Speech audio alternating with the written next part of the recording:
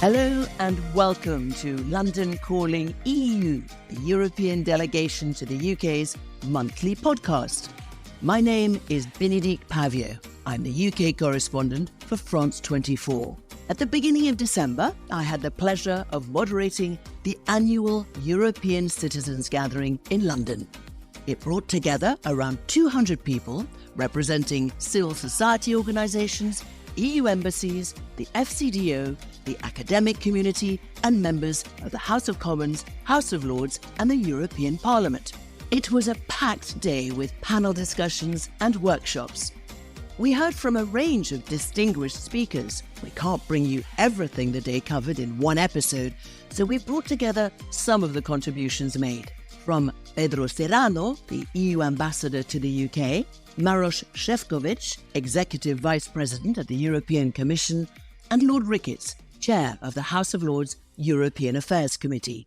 As we approach the end of the year, I am proud to look back at the intense cooperation between the European Union and the United Kingdom in 2023, especially after the agreement on the Windsor Framework.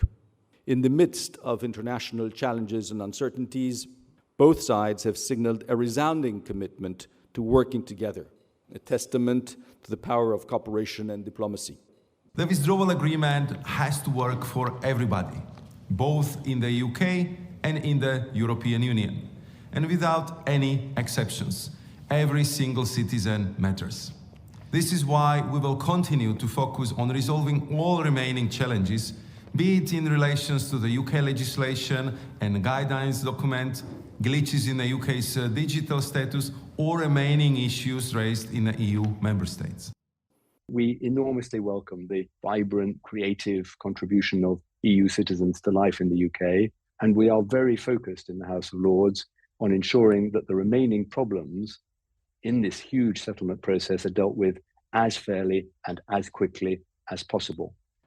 For the main thrust of the day's message, the opening panel discussion gives a very good overview, featuring Hilary Benn MP, Nathalie Loiseau MEP, Lord Ricketts and Tsvetelina Penkova MEP. The panel really got to the core of just how EU citizens, together of course with British citizens, can help shape future EU-UK relations. Let's take a listen. I began by asking Hilary Benn, how can EU citizens best ensure they have an impact on EU-UK relations? You have a voice. Use it. Use the voice that you have got towards your elected representatives here in the UK, where so many of you have made your home, but also in the country from which you come in the rest of Europe. Because, look, I very much regret what happened 7 years ago, but that is the past. And the question that we have to address now is, what is our future relationship going to be as citizens and those who've come to make their lives here in the UK working together? And there's a number of issues, and Nathalie, you highlighted some of those, where we need to sort them out, including the really important court ruling on pre-settled status, which Peter referred to, the school visits, the question of tourists coming into Northern Ireland, my current area of responsibility, and the government's wish that they apply for an electronic authorisation because they want to go to the Giant's Causeway for a day. And the tourism industry in Northern Ireland is very worried that it will dissuade people. But the big question is this: what is our future relationship with the EU as the UK going to be? It's a different question to the one that was asked 7 years ago. And what is really striking to me is that when Russia invaded Ukraine, what happened?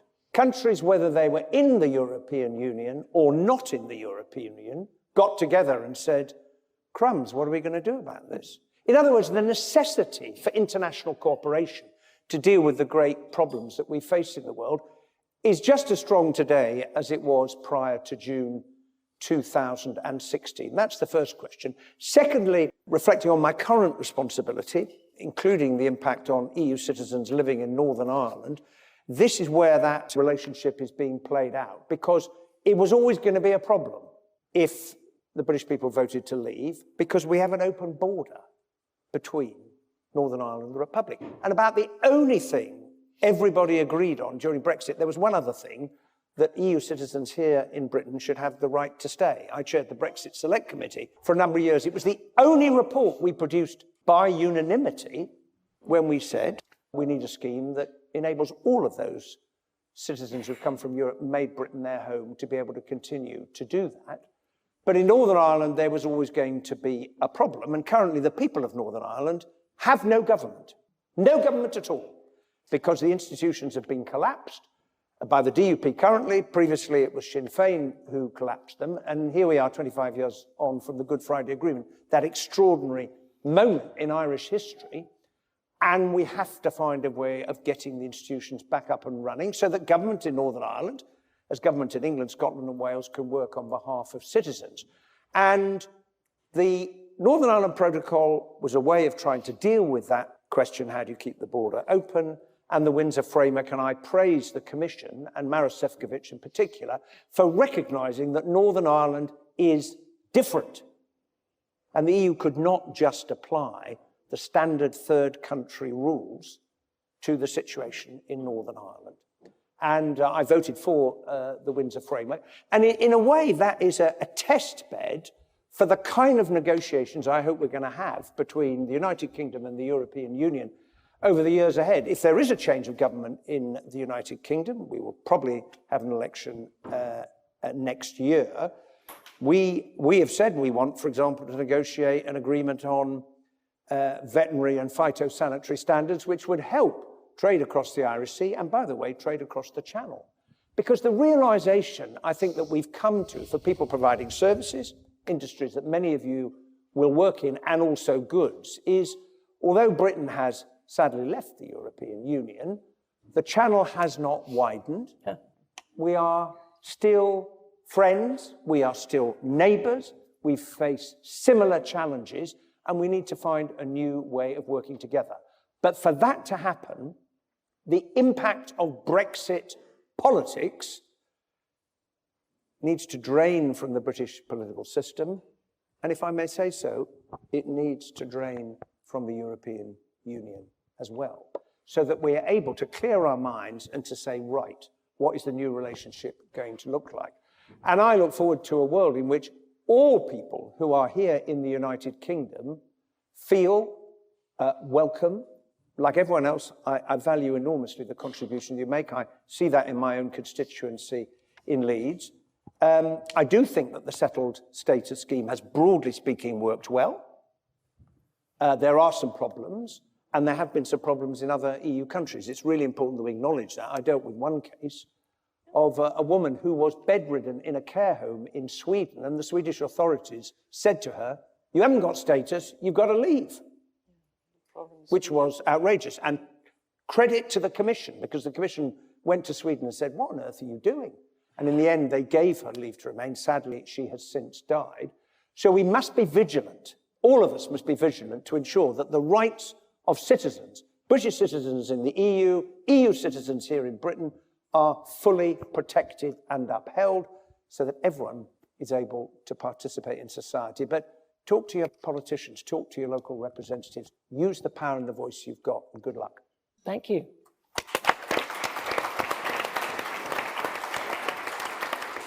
And that begins today, because that can happen here, because there is this innovation, which we'll explain in just a moment, where each table is going to have somebody that they have access to. That's never happened before. Now, I know that you are under pressure timetable-wise. If you do need to leave now, well, I can you're most welcome to stay. Can you stay as long as you can? So no discourtesy to my fellow panelists, but when I have to go, I have to go. No, we want to avoid that please. at all costs. No discourtesy today, at all. That would not be there. So let me just quickly ask Nathalie Loiseau a question.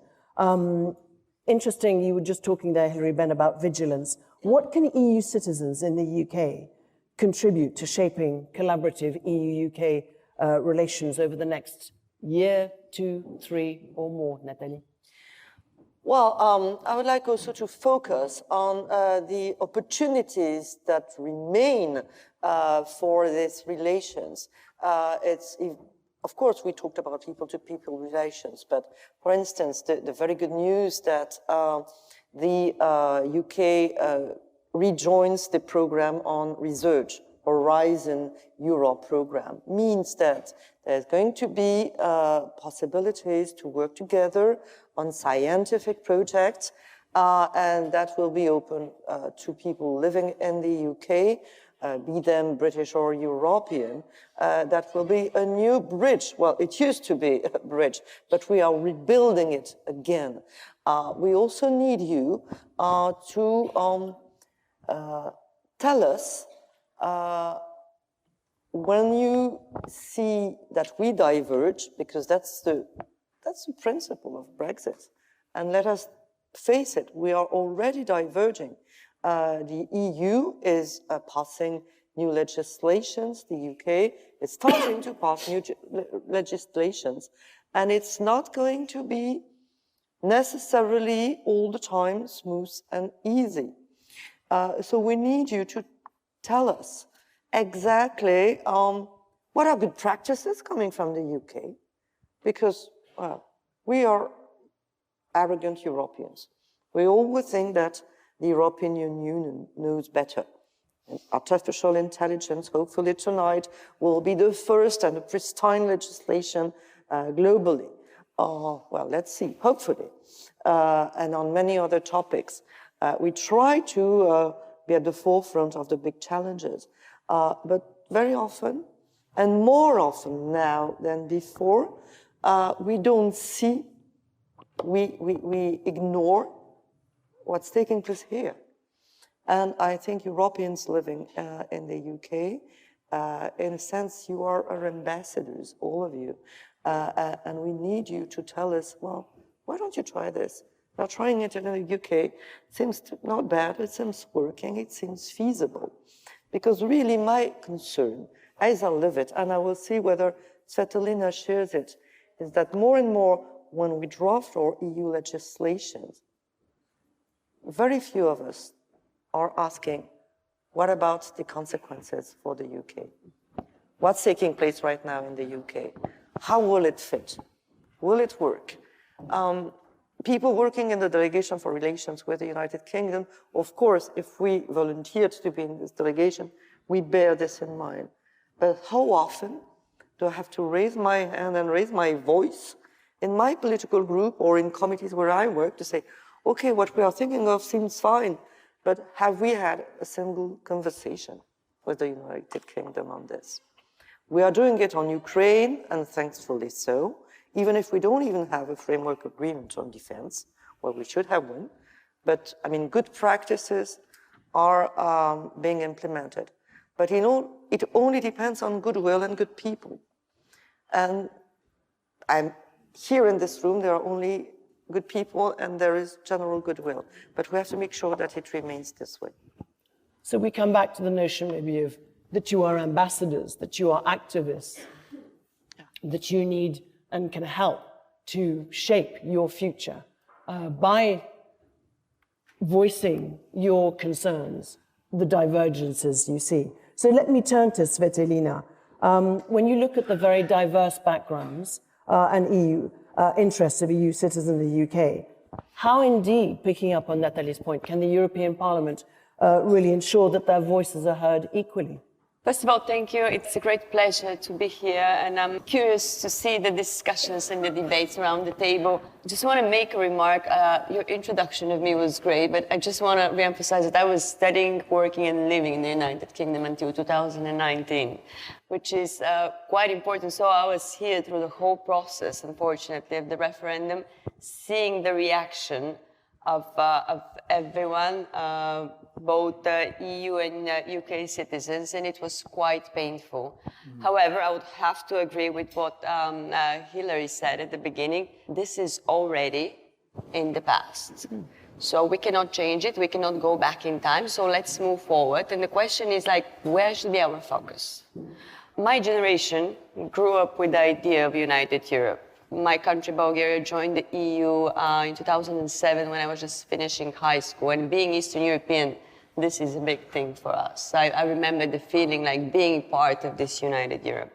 So we have to be honest in this conversation. There is a whole generation, mine and probably a bit younger than me already, who is never going to forgive Brexit. We have to be honest about that. And I'm speaking about the generation on both sides of the channel. I'm speaking about the young people in the UK and the young people in the EU. They will never forgive Brexit because this destroyed our value system for a bit. It questioned it. So this is the honest remark we need to make when we're having that conversation. And here comes to your question. So I think we have to focus our efforts on that exact generation, on the young people. And Nathalie already mentioned one thing. The UK is back in Horizon, which is great achievement. This is for research, for innovation, for science. This is for the young people. So yes, we are doing a step in that direction. But now we have to also put a bit more effort on the, not only on the school visit, but also in the long-term perspective. Like, can we rethink a way to reassess the Erasmus, the Erasmus opportunities? Because there are people from both sides who are lacking. This is an exchange of knowledge. This is an exchange of values. So we cannot take this away from the young people. This is an opportunity they deserve, and we have to focus our efforts on that, because we cannot compensate for everything that happened, but we need to be giving up a bit pieces and bits in terms of the political debate on that aspect, because this is for the better future, for the better exchange of knowledge and collaboration going forward. And yes, I do agree, the UK, and Nathalie pointed out on that as well, we do miss it out sometimes from the conversations when we're speaking about specific EU legislations. We do try to bring it up. The UK is definitely not a normal third country to the EU. Like, there is a different, there's different relationship, different cooperation. We all now know that, and the partnership should be re-emphasized. However, let us not be considered as overseas students by the UK as well. Because this is a double-way street. Sorry, it's a two-way street. I'm getting a bit emotional. Like, we have to make sure that the EU students here are treated also as the home students. Because at the moment, yesterday I was at UCL, and like, it was very painful to hear that some of the, it was European and UK students, of course, and they were sharing that a lot of their friends or acquaintances back home, they cannot afford to study in the UK anymore. It's not that they don't want to, but they cannot afford it. The tuition fees are unaffordable. They don't have access to the student loans, nor in their home countries, nor in the UK. I was also surprised to hear that. So it's a two-way street. And the good thing is that we're here and we're having that conversation. So we've accepted that we cannot change Brexit. We can regret about it, but we have to move forward and look forward. And I genuinely think our first priority focus should be on the young people. Because, as I said, they will not forgive it, but we can at least try to create conditions so the shared values and the cooperation is still understood and embraced in their way of thinking. Thank you. Thank you for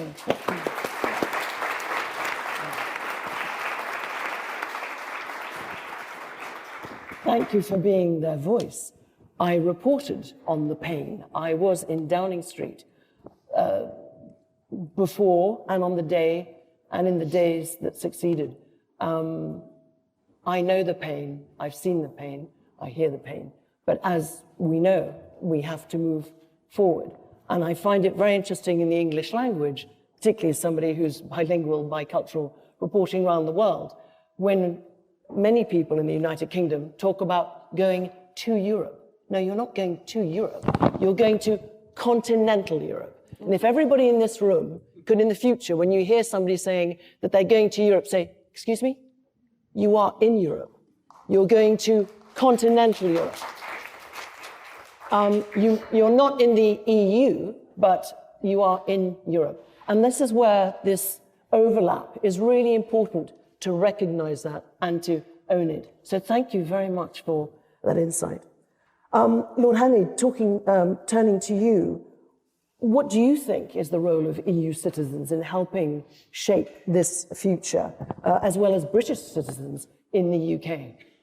Well, I think the first thing to say is that you should make as full use as you can of the activities of the Independent Monitoring Authority, which is set up to handle complaints or worries of EU citizens here in the way that our legislation is impacting on you.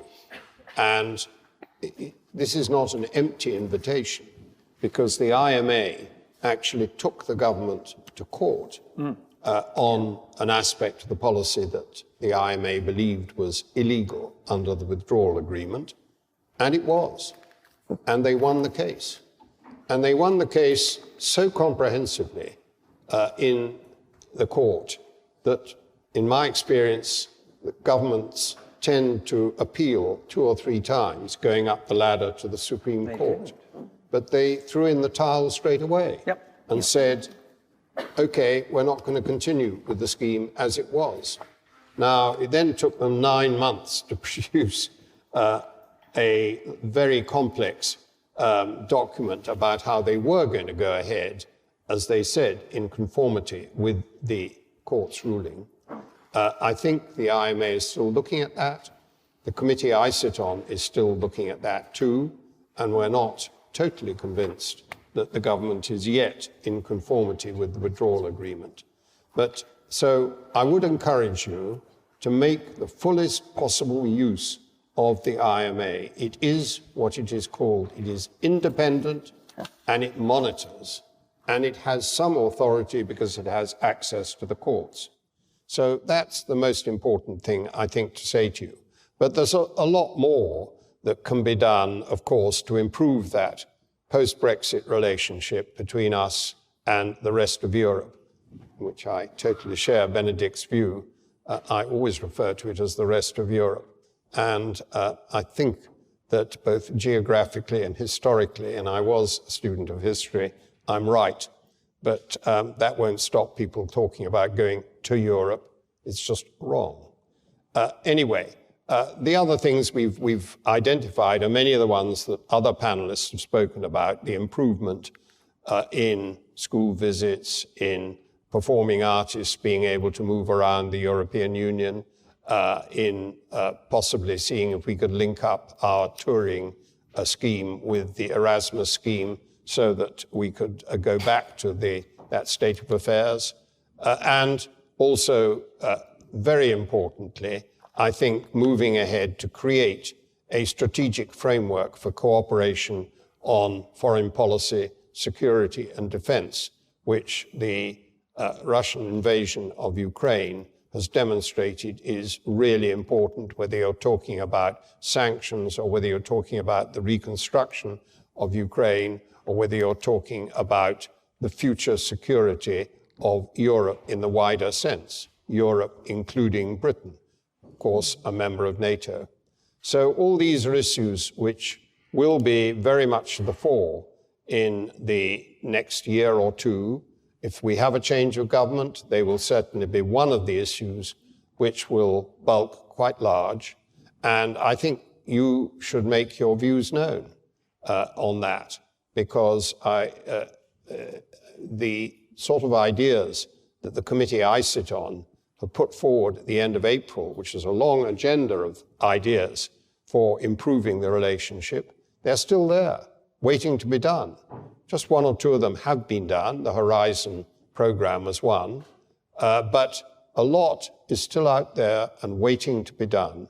And I hope you will encourage the committee to continue its work, because I would add that we, as a committee, we have all political parties on it, and also, like myself, people who have no political party. We have people on the committee who voted to leave, and we have people on the committee who voted to remain. But that doesn't stop us, and it shouldn't stop you from focusing really sharply in a laser-like way on the areas where ordinary people's lives could be improved by strengthening that relationship, which, let's face it, the withdrawal agreement does not do justice to. Thank you. Thank you very much. Yeah.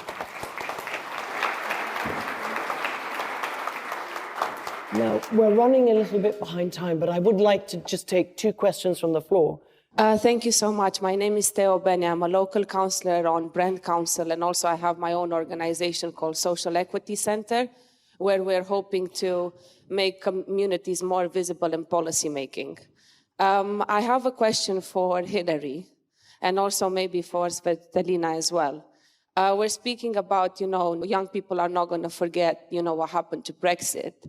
There's a lot of sets of elections in other countries next year. And I would like to be interested to know what is the EU doing to counter the far-right rhetoric that is happening all across Europe. Because, in my home country, in Romania, we have a far-right party at the moment. And obviously we have, what's been happening in the Netherlands recently. And, as much as we want to move forward from Brexit, there might be other European countries in a very similar situation soon.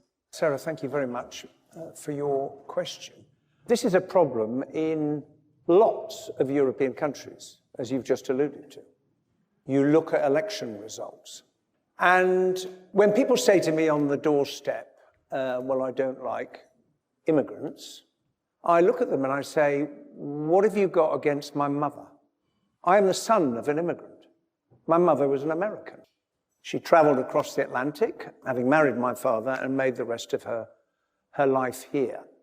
And it's really, really important that we stand up for basic human values. We're all different in lots of different ways, but we should value people for the contribution they make to our society, wherever they come from. And Britain has been hugely enriched by the contribution of those who have made Britain their home over the centuries. I have a large Irish community, for example, in Leeds. But current circumstances, economic difficulties, history teaches us. When was the last time we saw the rise of the far right in Europe out of the circumstances of the 1920s and the 1930s? So we have a responsibility as elected representatives to make sure that everybody is looked after in our society, especially in tough economic times. But it's so easy for people to come along, and they've done it throughout history, and say, are you having a hard time? It's the fault of that person over there.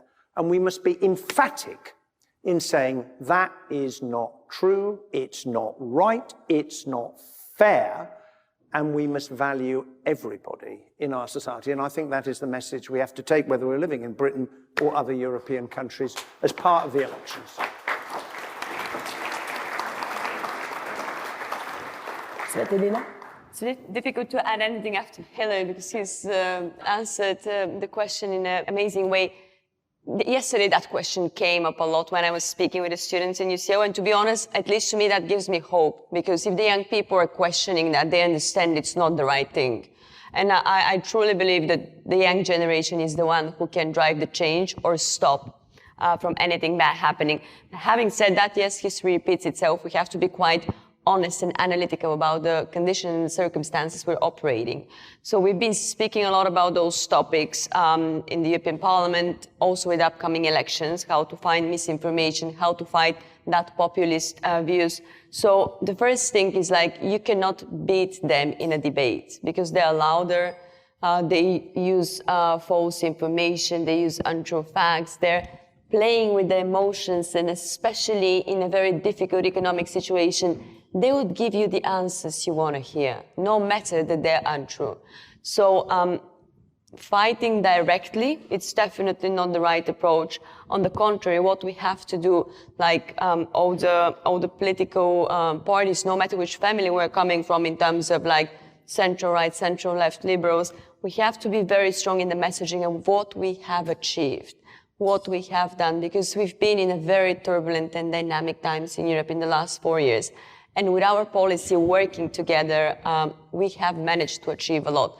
So let's focus on those key messages in terms of what we have done, why is it good, and not just imaginary promises which are not going to be there. So when you are having, when you speak with your friends, when they go to vote, the advice you give them would be, the advice I would give is like, check the track record of the political organization you are choosing. Have they done something so far?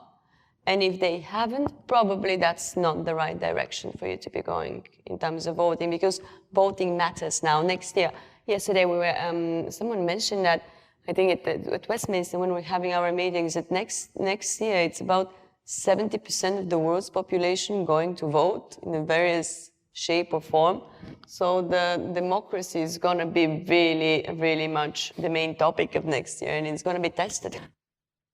Indeed, as Tsvetelina said, 2024 is a crucial electoral year, and the panel set the tone for what was truly a meaningful day of discussion and exchanges.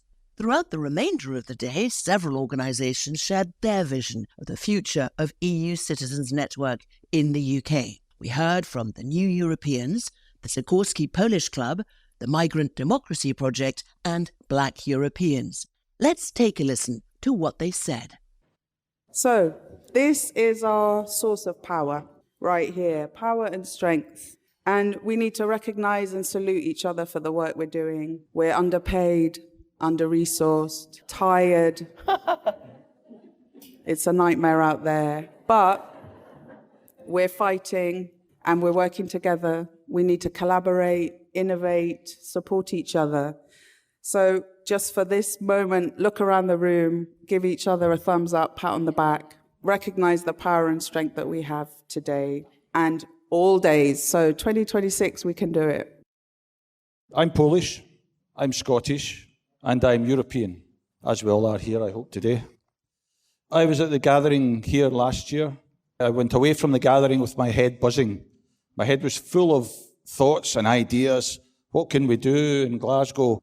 What can we do for the European citizens in Glasgow? We need to get organised. So we did. We've now got 2 organisations in Glasgow, European citizens. One's an informal organisation, half a dozen nationalities getting together to make sure we celebrate Europe Day next year. So there's going to be more nationalities join us, but we're going to have a proper celebration next year of European nationalities, somewhere significant in Glasgow, and it's going to be a significant event. My vision is for everyone who lives here to have a say in political decisions affecting them. The reality, again, is that over 5 million plus EU citizens in the UK, unless dual nationals, have no right to vote in general elections and referendums, which we know is really important. In addition, over 1 million people in England and Northern Ireland have no right to vote at all, not even in local elections. Last year, when we had a gathering, I was the only, I might be wrong, but I believe I was the only Black Europeans. This year, I see many of my brothers and sisters here. That's progress. I was sitting there. I was now on the podium. Today, I'm here. That's progress. We were able to achieve this progress because we have support from the EU delegation. The importance of the year ahead ran through all the day's interventions, and we just can't cover all the excellent contributions from our gathering. But I would like to highlight MP Stella Creasy's intervention on the importance of EU citizens to the UK. I am absolutely horrified that the majority of people now being stopped at our borders are EU citizens post-Brexit. What does it say about us as a country that we are generating a suspicion about people who want to come and part of our communities? I love living in a place I call God's own country. And I call it God's own country not just to wind up my colleagues from Yorkshire, but because Walthamstow has people from around the world in it. And we are stronger, richer, more interesting for it. So I think I first of all sit here and want to say I'm sorry. I'm sorry that British politics has let down European citizens to such an extent that you are now facing day-to-day problems just being who you are and travelling around in this country. That is on us as politicians to get right. But let me also sit here and pledge that because we respect and value the role of EU citizens in our country, many of us will not just challenge that culture and challenge that hostile environment, we will also seek to repair the damage that things like Brexit have done. the day-to-day problems that you are now facing. It was a pleasure to moderate such an interesting day. What a fruitful way to round off the year. To keep up to date on what the EU delegation to the UK is working on, please visit the delegation's social channels or visit Europe House in the heart of Westminster. But for now, goodbye and stay tuned for the next episode of London Calling EU.